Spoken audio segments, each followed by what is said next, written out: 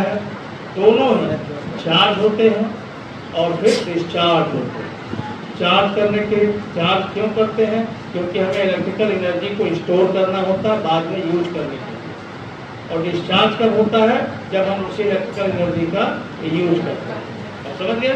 तो दोनों से कई काम करते हैं, लेकिन दोनों में फर्क क्या है ये जानना होगा। अब हम एक छोटे से एग्जाम्पल के जरिए इसको समझाने की कोशिश करें। आप देखें यहाँ पे ध्यान से, हमारे पास एक बर्तन है और उस बर्तन में पानी ही भरा हुआ है, मान लीजिए, ठीक है, इसमें पानी भरा हुआ है। अब इस पानी का हमें यूज करना, ठीक है, ऐसे पानी भरा हुआ है। अब इसमें कई लेवल ऐसे बने हुए हैं, इस तरह से लेवल बने हुए हैं। तो सबसे पहले एक टी यहाँ पे लगा हुआ है, एक रास्ता यहाँ से है, तो पहले हम उससे पानी का यूज शुरू करते हैं। तो क्या होगा, थोड़ी देर में ये लेवल खत्म हो जाएगा, ठीक है भाई। उसके बाद यहाँ फिर से एक रास्ता है, ये शुरू हो जाएगा, यानी अब दूसरा लेवल आ जाएगा। फिर से क्या होगा, ये तीसरा लेवल, फिर से क्या होगा, ये चौथा लेवल, फिर से क्या होगा, ये पांचवा लेवल, और धीरे धीरे करके खत्म हो जाएगा। जैसा कि आप देख रहे होंगे कि आपके पास अगर मोबाइल फोन है तो उसमें जब बैटरी डिस्चार्ज होती है तो उसमें भी ऐसे दिखाता है लेयर वाइज, देखते हैं, नहीं देखते? तो आपको देखते हैं कि एक आध लेयर बचा है तो आपको पता चल जाता है बैटरी डिस्चार्ज होने वाली है। कुछ इसी तरह से ये भी दिख रहा है कि आपकी पूरी बैटरी अपना जो बर्तन है पानी से भरा हुआ है और धीरे धीरे करके थोड़ा थोड़ा पानी आप यूज करते हैं, ठीक है।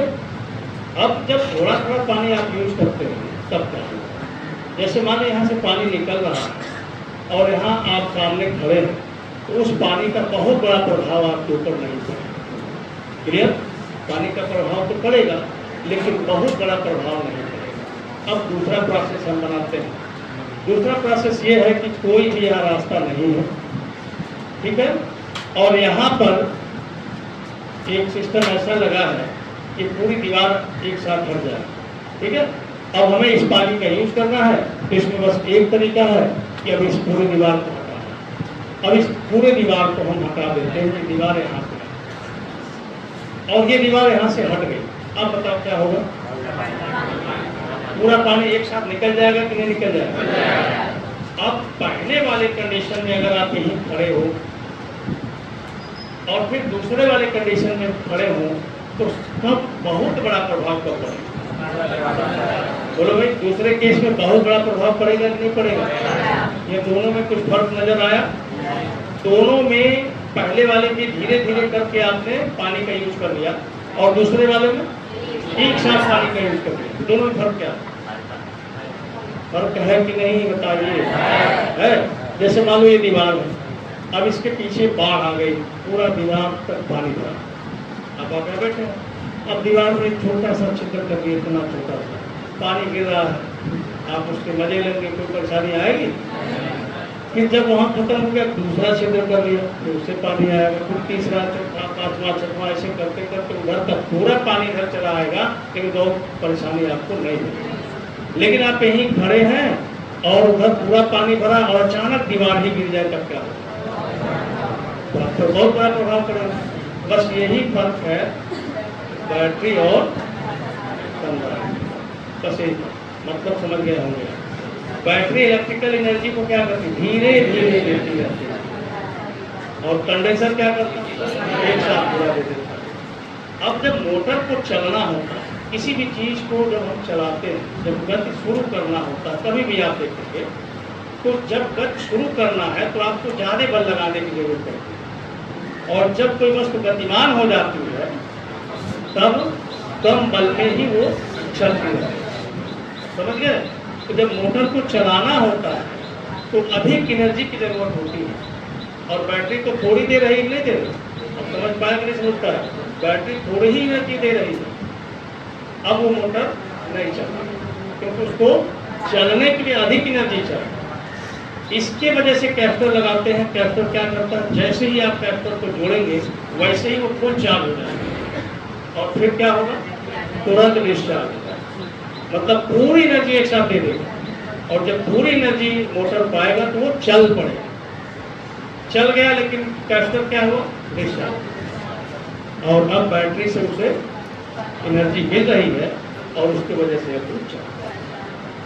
अब समझ गए? तो कैपेसिटर और बैटरी का ये काम दोनों का एक जैसा है, लेकिन ये अंतर हो जाता है। ठीक है ना?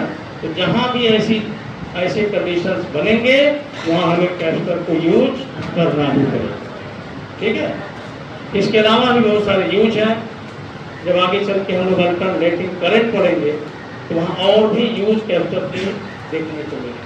ठीक है ना? 2 लीटर बनाना हो तभी कैपेसिटर की जरूरत होगी। आपको टैंक सर्किट बनाना हो तो भी कैपेसिटर की जरूरत होगी। बहुत सारे यूजेज हैं, वो हम लोग वहाँ देखेंगे। यहाँ इतने ही जरूरत थी, तो आपने यहाँ तक लिख दिया। अब आगे बढ़ेंगे, तभी तो कैपेसिटर का परिचय आपने लिखा है। अब नीचे से लिखेंगे संधारित्र की धारिता, एक हेडिंग बनाएंगे। अच्छा, संधारित्र के विषय में थोड़ा जानकारी लेते हैं। जो संधारित्र होता है उसके रचना के विषय में थोड़ा सा जानते हैं। जो फंडामेंटल कंस्ट्रक्शन है, नीचे से लिखिएगा। इसमें 2 प्लेटें होगी, इसमें 2 प्लेटें होगी। यानी संधारित्र अगर बनेगा तो बिना 2 प्लेटों के संधारित्र बन नहीं पाएगा। एक बात बता दें, इसमें 2 प्लेटें होती। अब इसको क्या करते हैं? 2 प्लेटें होती हैं तो क्या होता है?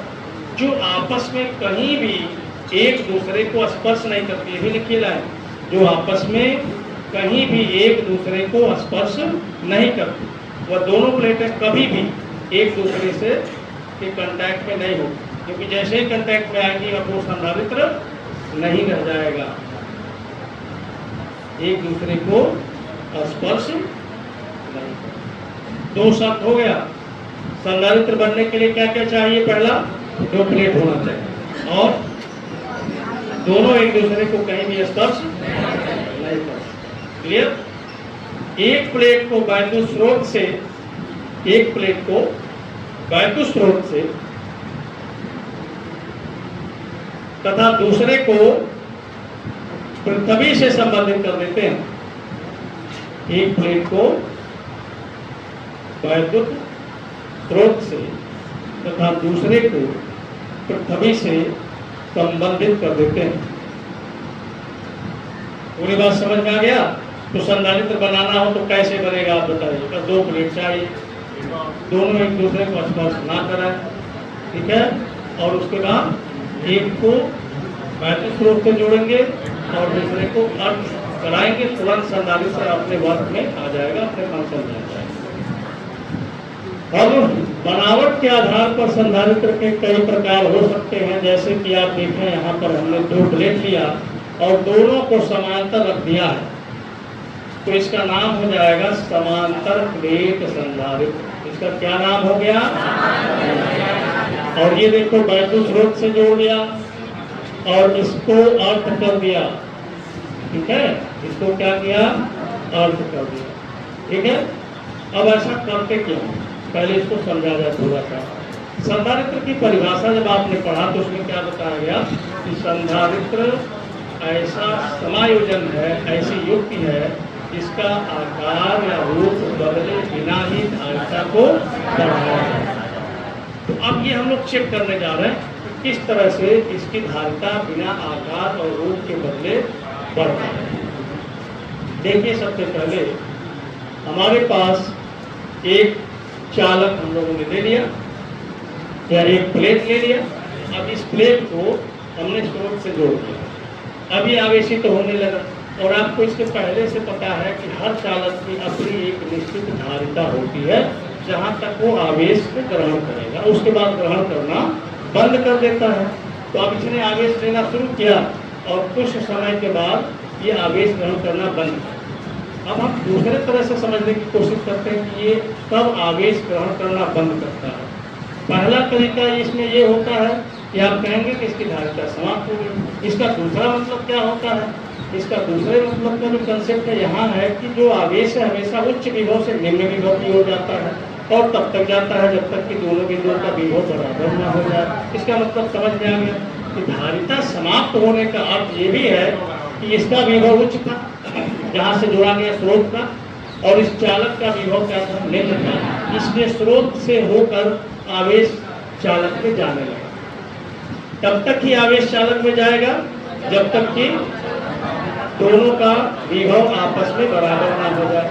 लेकिन कुछ समय के बाद आवेश जैसे जैसे इस पर जाने लगता है, इसका विभव बढ़ने लगता है, और फिर क्या हुआ, दोनों का विभव यानी स्रोत का और चालक का विभव बराबर हो गया, और फिर से आवेश ग्रहण करना उसने बंद कर दिया, यानी आवेश जाना ही बंद कर दिया।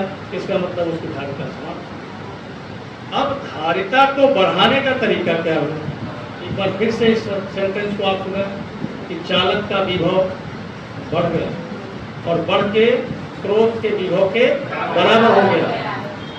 ठीक है, स्रोत का बढ़ा और स्रोत का घटा और चालक का बढ़ा। जैसे मान लो ये 10 वोल्ट है, मान लो 10, तो इसके बाद ये 1 हुआ तो ये कितना हुआ, 9 हुआ। ठीक है, ऐसे होते होते होते मान लो ये भी 5 हो गया, और अब क्या हो, दोनों बराबर हो गए, तो आवेश जाना बंद। तो आवेश को फिर से आवेश जाने लगे, इसके लिए हमें क्या करना चाहिए, 2 तरीके, या तो इसका विभव बढ़ा दिया जाए या तो इसका घटा दिया जाए। यही नहीं हुआ, तो अगर हम इसका घटा दें तो फिर क्या होगा, तो फिर से आवेश ग्रहण करना शुरू करें। तो हम क्या कहेंगे दूसरे शब्दों में, पहले तो जब आवेश ग्रहण करना बंद कर दिया तो हम क्या कह रहे हैं, इसकी धारिता समाप्त। लेकिन जब फिर से आवेश ग्रहण करना शुरू कर दिया तब क्या हुआ, इसका मतलब हम क्या कहेंगे, इसकी धारिता बढ़ गई। थोड़ी देर के बाद फिर बंद कर दिया, फिर क्या समाप्त हो गई, फिर लगे आवेश लेने, तो इसका मतलब बढ़ गई। अब आप मान लो आप 2 रोटी खा सकते, उसके बाद नहीं खा सकते, 2 रोटी दे दिया, खा लिया, थोड़ी देर के बाद तुरंत ही आप कह रहे और खाएंगे, किसका मतलब आपकी क्षमता बढ़ गई। फिर 2-3 खा लिया, फिर थोड़ी देर के बाद क्या और खाएंगे, इसका मतलब आपकी क्षमता लगातार बढ़ती जा रही है, लेकिन आपके अंदर कोई चेंजिंग नहीं हुआ। ठीक है भाई, तो अब देखो क्या हो, तब हम क्या करेंगे, तो हमें यह उपाय करना है जिससे इस चालक का विभव घट जाए। तो समझ गए, इस चालक का विभव घट जाए। जब ये आवेश दिया गया इसको, तो आवेश इसके सरफेस पे वितरित हो गए एक समान रूप से, ऐसे वितरित। तो हमने क्या किया, इसके विभव को घटाना था, तो हमने एक से उसी तरह का एक प्लेट इसके सामने लगा दिया। जैसे ही सामने प्लेट लगाया, वैसे ही प्रेरण की घटना शुरू हो गई। कौन सी घटना, विद्युत चुंबकीय प्रेरण नहीं, प्रेरण की घटना। कौन सी घटना, प्रेरण की घटना। ये प्रेरण इंडक्शन शुरू हो गया। तो चार्जिंग के 3 तरीके आप पढ़े थे, बोलो भी, charging by friction, charging by conduction, charging by induction. तो उसमें कैसे चार्जिंग होती थी आपको पता है। इंडक्शन की जो प्रोसेस है, अब हम दिखा रहे हैं आपको। जैसे हमारे पास एक प्लेट है इस तरह, ठीक है, और यहाँ हम एक चार्ज सरफेस ला रहे हैं, और ये जो चार्ज सरफेस है इस पर प्लस आ गया।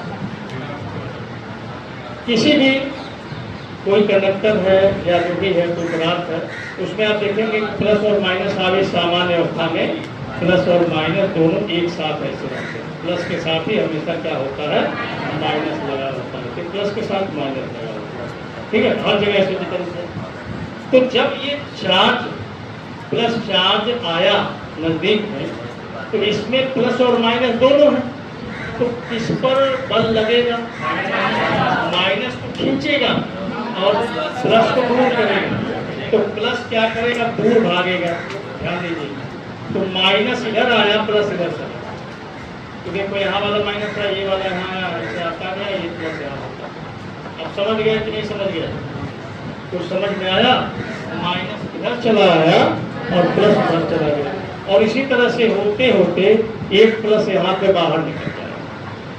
अब समझ में नहीं आया, तो ये चला नहीं आया है, बल्कि आप ऐसे समझिएगा कि माइनस अपने जगह पर आ गया है, ध्यान दीजिए, और प्लस प्रतिकर्षण की वजह से आगे बढ़ गया। और ऐसे जो लास्ट वाला प्लस होगा उसे भी आगे बढ़ना पड़ेगा।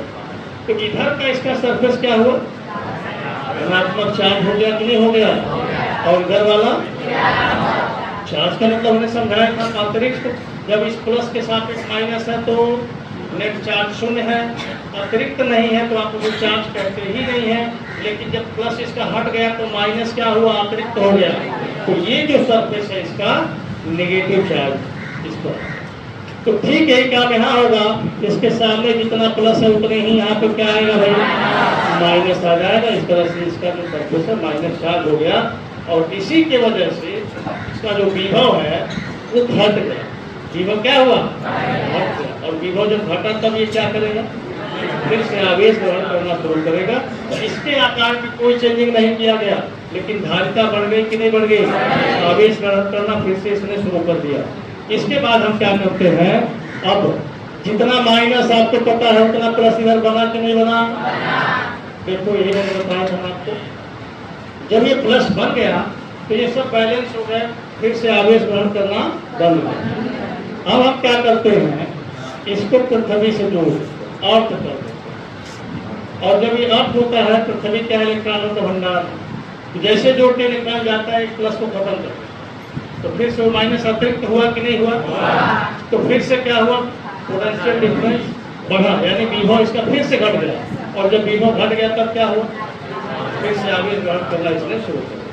अब समझ गया, तो इसके आकार में कोई चेंजिंग नहीं हुई, लेकिन धारिता बढ़ गई, इसलिए क्या कहलाएगा, संधारित्र।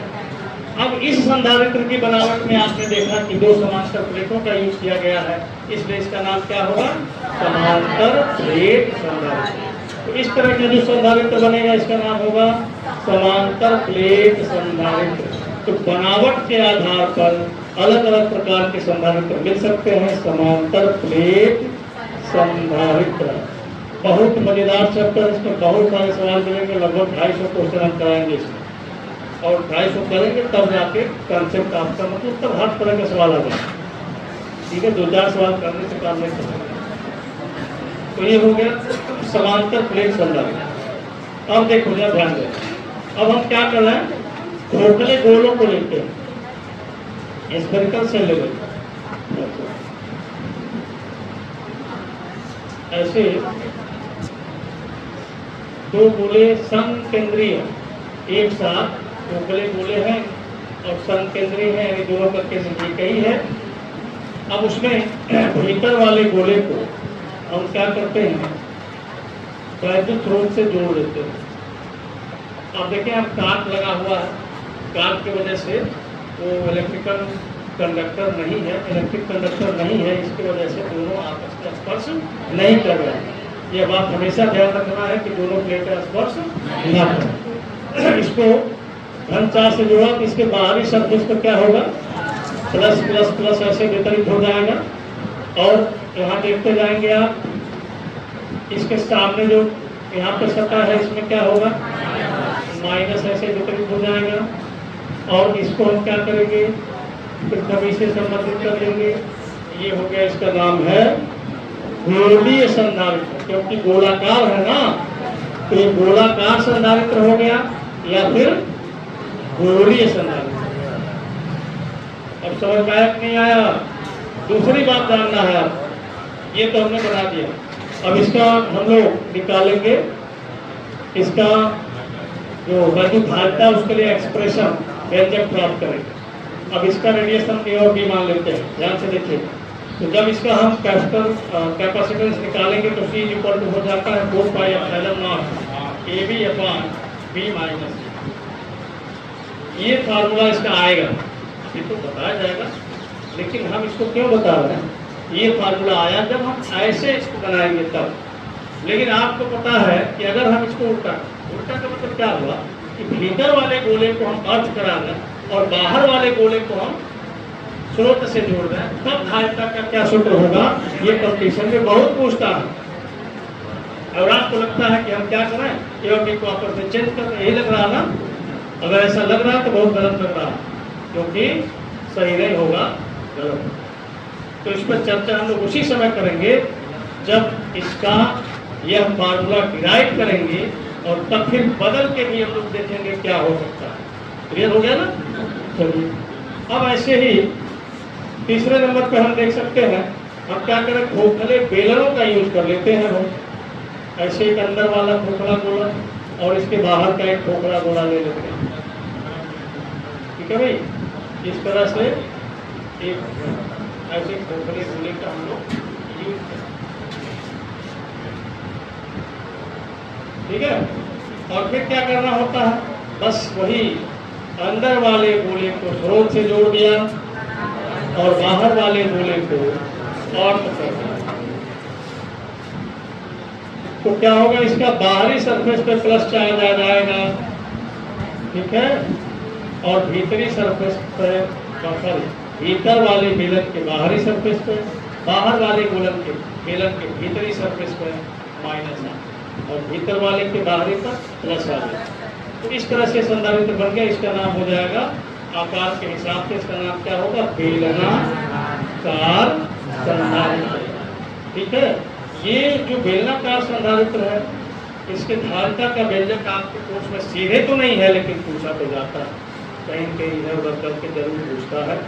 तो इसको भी अलग से, इसका भी एक्सप्रेशन हम लोग फाइंड करेंगे और इसमें भी सेम क्वेश्चन यही बनता है, सेम क्वेश्चन जो यहाँ बना हुआ कि अगर हम बाहर वाले गोले को वैद्युत स्रोत, बेलन को वैद्युत स्रोत से और भीतर वाले को हम अर्थ करा दें, तब इसके धारिता का सूत्र क्या है। ठीक है, तो ये आप बना लीजिए और सबका नाम लिख लीजिए। तो आपको इतना अंदाजा मिल गया होगा कि अलग अलग संधारित्रों का जो शेप, इसका शेप जैसा है उसका वैसा ही नाम है। समझ गए? अच्छा, इसके बाद इसके बीच का जो माध्यम होता है, जैसे इसमें इसके बीच एयर भी हो सकता है, बोलो, और कोई डाई इलेक्ट्रिक सब्सटेंस भी, कोई मीडियम भी हो सकता है। ठीक है, तो अगर हम एयर इसमें रखते हैं तो उसका नाम वायु संधारित्र भी लिख सकते हैं, एयर कंडेंसर या एयर कैपेसिटर। समझ गए, जिसमें वायु भर दिया जाए। और बाकी कोई मीडियम भर सकते, मीडियम में कुछ भी हो सकता है। तो कभी पंखे वाला कंडेंसर आपको मिला, पंखे में कंडेंसर लगा होता है नहीं लगा होता, तो वो कंडेंसर कभी खराब आपने देखा कि खराब हो गया हो, निकाल कर रखा गया हो आपके पास, मिला कभी? तो उसको तोड़ के देखना, देखो क्या निकलता है। ठीक है, उसको तोड़ के देखिए क्या निकल रहा है उसमें। ठीक है, तब फिर उसको हम लोग बात करेंगे, जब आप आपको बताएंगे कि उसमें से निकला तब आगे बढ़ेगा। ठीक है, तो ये आपने नोट कर लिया, बना लिया सब कुछ, जल्दी करिए, जल्दी करिए। आगे आप लिख सकेंगे कि इसका परिपथ प्रतीक निम्नवत होता है, परिपथ प्रतीक निम्नवत होता है। परिपथ में कहीं भी संधारित्र को दिखाना होगा तो दो बराबर लाइन के द्वारा हम इस तरह से दिखाते हैं। ठीक है भाई, ऐसे बराबर लाइन खींच देते हैं। परिपथ में कहीं भी संधारित्र दिखाना होगा तो ऐसे बनाएं। अब आप इस बात को अगर नहीं समझ पाए होंगे तो ऐसे समझिए, आपको पता है कि अगर हमें कहीं प्रतिरोध दिखाना है तो हम कैसे दिखाएंगे। अगर आप थोड़ा सा चर्चा इस पर कर देते हैं, आपको पता है कि प्रतिरोध दिखाने के लिए कैसे दिखाते हैं, तो प्रतिरोध को रजिस्टर, प्रतिरोध का प्रतीक ये होता है। कहीं हमें बैटरी दिखानी होती है तो बैटरी को हम ऐसे दिखाते, पहले सेल देखिए, सेल को हम ऐसे दिखाते, एक बड़ी लाइन एक छोटी लाइन। जो बड़ी लाइन होता है वो प्लस टर्मिनल को दिखाएगा, छोटी लाइन माइनस को दिखाएगा। क्योंकि अब जानना बहुत जरूरी है, क्योंकि अब ये सर्किट वाले क्वेश्चन हम लोग करेंगे। तो जैसे ही कैपेसिटर बनेगा, बैटरी बनेगी, तो अगर आप समझदार नहीं है तो बैटरी और कैपेसिटर एक जैसा बनाएगा, जबकि दोनों में क्या है, फर्क है। जैसे देखो फिजिक्स, केमिस्ट्री, अब आप ये समझते हैं कि जो है वो पढ़ा ले, जो है वो पढ़ ले, तो थोड़ा सा इसको ध्यान रखना है। कोई भी पढ़ा सकता है, कोई भी पढ़ सकता है, लेकिन फंडामेंटल चीज़ों को थोड़ा सा ध्यान रखना होता है। हमने देखा जैसे कार्बन डाइऑक्साइड था, तो किसी ने लिख दिया CO2। अब बताओ कितने लोगों को लग रहा है कि वो एकदम सही है? अब बोल रहे हैं, मुझे मालूम है कि बहुत से लोगों को लग रहा है कि क्या फर्क होता है, चाहे स्मॉल लिखो, चाहे कैपिटल लिखो, कुछ भी लिखो। तो अगर कोई पढ़ा रहा और ऐसे पढ़ा रहा तो क्या मतलब निकला इसका? आपका क्या होगा? जो पढ़ा रहा उसका जो होना था हो चुका है, आपका क्या होगा ये सोचो। इसका ध्यान रखना पड़ेगा, क्योंकि हर चीज़ का एक बेसिक होता है, एक फंडामेंटल होता है। जैसे हिंदी, इंग्लिश ये लैंग्वेज है, तो जब आप पढ़ना शुरू करते हैं तो इनके अल्फ़ाबेट से पढ़ना शुरू करते हैं। अक्षरों को हम कैसे बनाएंगे ये आपको सीखना पड़ता है, और बिना सीखे हिंदी लिख लेंगे आप, वही होता है। बहुत सारे लोग बेसिक नहीं जानते कैसे हमें लिखना है। तो फिजिक्स में ही बहुत सारी चीज़ें हैं, केमिस्ट्री में कम है, फिजिक्स में बहुत ज़्यादा है। केमिस्ट्री में तो बस ये जानना था कि ये सब कैसे लिखेंगे, कार्बन डाइऑक्साइड, इसको कार्बन मोनोऑक्साइड लिखना, मैंने देखा ब्लैक बोर्ड पर लिखा हुआ, और ऐसे लिखिए कार्बन मोनोऑक्साइड हो गया उनके अनुसार, जब ये नहीं हुआ इंकुबाट हो गया, समझ गए? तो अब लिखने से फर्क हो गया ना, दोनों में बड़ा फर्क है। हमने कहा लिखो बीमा, अब आपने लिख दिया बीमा, और किसी ने लिख दिया ऐसे बीमा। अब इसी में से 90% लोगों को पता नहीं कि ये दोनों में क्या फर्क है, और कुछ तो ऐसे भी है जो महान बैल हैं, उसमें दोनों लिख दो कोई फर्क नहीं, वो महान बैल, बहुत फर्क है। हमने कहा कि आप लिखो बीमा, ठीक है? तो हमने कहा कि आप लिखिए कि हम जा रहे हैं बीमा कराने, तो आप लिख दिए ये वाला, जा रहे हैं बीमा कराने। इस बीमा का अंग्रेजी को इसको अंग्रेजी ट्रांसलेट, तो इसका अंग्रेजी को डायमेंशन, तो डायमेंशन कराने जा रहे हैं। लेकिन आपको तो कोई फर्क नहीं पड़ा, लिख दिया आपने, कुछ भी लिख दिया, कोई फर्क नहीं पड़ता। तो ये अगर नहीं सीखते हैं तो कुछ पढ़ने का कोई मतलब नहीं। इस बीमा का मतलब होता है इंश्योरेंस। अब हम कहें कि बल का बीमा लिखो, तो बल का इंश्योरेंस करा दो, एक मतलब निकला, बोलो। लेकिन आपको तो कोई फर्क नहीं पड़ेगा, और तमाम लोग जो पढ़ेंगे उनको भी फर्क नहीं पड़ेगा, क्योंकि आप जैसे वो भी बहुत फर्क नहीं। लेकिन जहाँ ध्यान दिया जाएगा वहाँ फर्क बढ़ जाएगा, इसका ध्यान रखना, ठीक है? चलो आगे बढ़ते हैं। तो ये नोटेशंस आपको जानना पड़ेगा, ठीक है?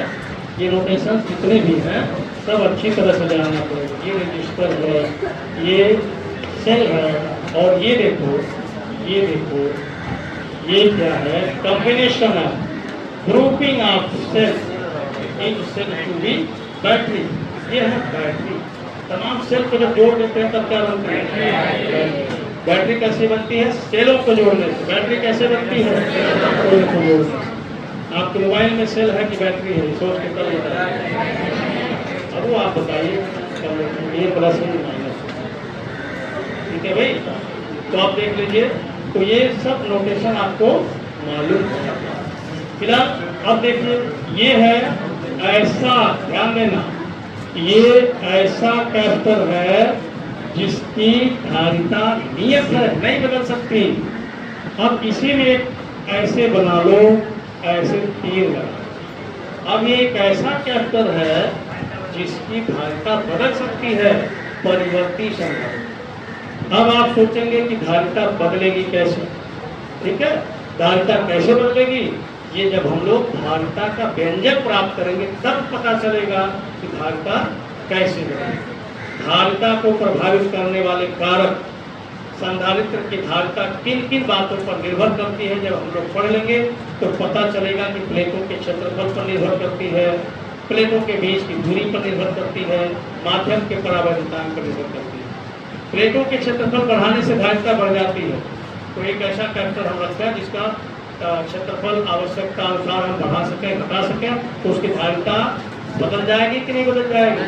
वह परिवर्ती संधारित्र हो जाएगा। प्लेटों के बीच के माध्यम के परावैद्युतांक पर निर्भर करती है। परावैद्युतांक बढ़ने पर बढ़ जाती है, घटने पर घट जाती है। वायु है, पानी डाल दीजिए, वायु है, तेल डाल दीजिए, समझ गए? तो इस तरह से चीजों को जानना है, इसको हम लोग बाद में पढ़ेंगे। अब इसके बाद आप रीडिंग लिखेंगे, संधारित्र की धारिता, संधारित्र की धारिता।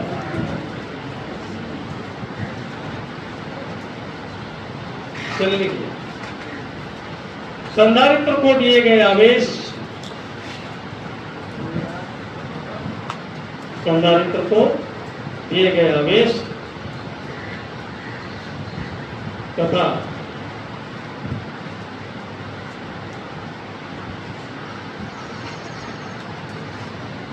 प्लेटों के बीच विभवांतर का अनुपात,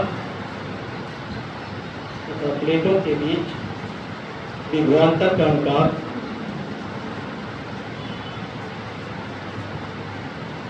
प्लेटों के बीच विभवांतर का अनुपात प्लेटों के बीच विभवांतर का अनुपात संधारित्र की धारिता कहलाती है। संधारित्र की धारिता कहलाती है। इसे कैपिटल सी से निरूपित करते हैं। इसे कैपिटल सी से निरूपित करते हैं।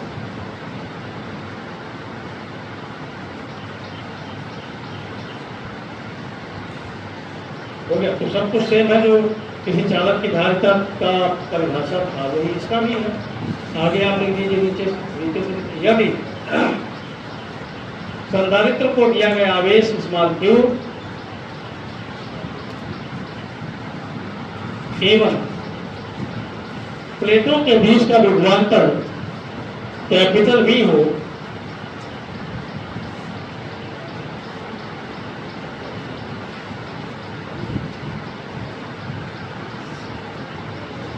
एवं प्लेटों के बीच का विभवांतर कैपिटल V हो, तो धारिता C बराबर Q अपान V, धारिता C बराबर Q अपान कैपिटल।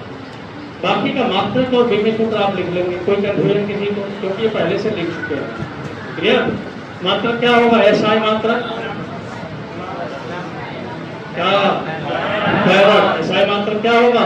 फैराड होगा, इसका ध्यान रखना होगा। ठीक है, और विमेय सूत्र वगैरह सब कुछ वही होगा। अब इसके बाद एक हेडिंग डाल दीजिए, बोर्ड परीक्षा के लिए बहुत इंपॉर्टेंट है।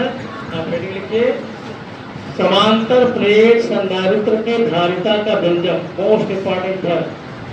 ठीक है, समांतर प्लेट संधारित्र के धारिता का व्यंजक, समांतर प्लेट संधारित्र के धारिता का व्यंजक। अब इसमें एक चीज मैं आपको बताना चाहूंगा, इस पर ध्यान दीजिए कि अपने प्रति ईमानदार आप बन जाइए। और कई बार बताया गया कि इसको बहुत हल्का मत लीजिए, आपका पूरा जीवन इसी पर डिपेंड। हमें यह बात समझ में नहीं आती कि चलो अभी क्या सोचना, अभी क्या देखना, लेकिन थोड़ा सा ध्यान दें। ये जो समय है आपके लिए, ये बहुत महत्वपूर्ण है। इस समय जो निर्णय आपको लेना है उससे बहुत बड़ा प्रभाव आपके जीवन में पड़ेगा।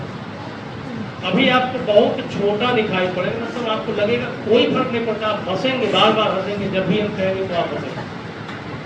लेकिन अभी आप थोड़ा एक बार सीरियसली सोचिएगा तो आपको पता चल जाएगा। यही अभी जो सोच बनाएंगे, इसी सोच से ही आगे चलकर आपका जो भविष्य है ये तय है। और जिसको हम भविष्य कहते हैं, हमेशा ध्यान रखिएगा कि भविष्य के विषय में कभी नहीं सोचना चाहिए कि वो आपके हाथ में नहीं। और जो भूतकाल है वो, उस पर आपका कोई कमांड नहीं कभी हो सकता। आपके पास केवल वर्तमान है, इसका कारण हमारे हाथ में क्या है? वर्तमान है। हमारे सामने काजू रखा है, भूसा रखा हुआ है, घास फूस रखा हुआ है। अब इन तीनों में से हम क्या खाएं? तो हम वर्तमान अच्छा करें, बोलो, वर्तमान अच्छा करें कि ना करें? तो हम क्या खाएं? भूसा खाएं, क्या खाएं? काजू खा लें, बादाम खा लें। तो आज बादाम खाएंगे, अच्छा लगा कि नहीं लगा? और उसका प्रभाव भविष्य में पड़ेगा कि नहीं पड़ेगा? भविष्य में मजबूत होंगे। आज बादाम हमें अच्छा भी लगा, यानी वर्तमान भी अच्छा हो गया और भविष्य भी अच्छा। और अगर आज भूसा खा लें तब क्या हो? वर्तमान भी गया, भविष्य भी गया। और कल को जब आप सोचेंगे कि पिछले वाले कल हम क्या खाए थे, तो भूतकाल भी गया। तीनों गया कि नहीं गया? तो हमारे हाथ में क्या है? इसको अगर ठीक करें तो तीनों ठीक हो गए, अपने आप ठीक हो गए। तो आज आप क्या कर रहे हैं? आप क्या खा रहे हैं? इसको सोचो, बादाम खा रहे हैं कि भूसा खा रहे हैं कि घास खा रहे हैं, क्या खा रहे हैं? ये आज सोचिएगा, कल बताएं। कल फिर आइए।